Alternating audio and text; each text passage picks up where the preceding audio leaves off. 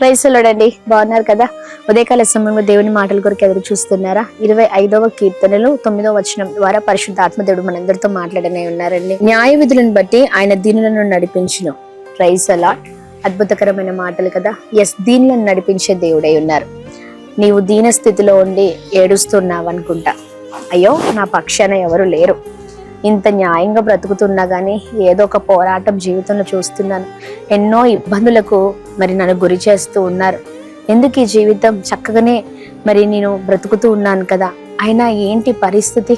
పర్లేదండి, ఓపికతో ఉందాం, భరిద్దాం. దేవుని బిడ్డలకే కదా ఈ పోరాటాలు. ఆయన నమ్ముకున్న వారికి ఖచ్చితంగా పోరాటాలు ఉంటాయి. కానీ ఆ పోరాటంలో ఇంకా నీతిగా, ఇంకా యథార్థముగా మనం నిలబడితే విజయం మనదేనండి.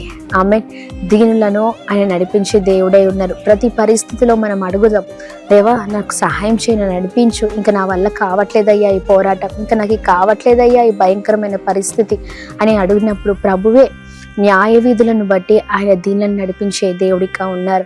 భయపడకు, మనుషులు అన్యాయం చేస్తారేమో కానీ దేవుడు అన్యాయం చేసే దేవుడు కాదు. ఖచ్చితంగా ఉన్నతమైన మార్గంలో నడిపించబోతున్నారు. ప్రార్థిద్దాం. May God bless you. దేవుని కృప అందరికీ తోడేయండి గాక. ఆమేన్.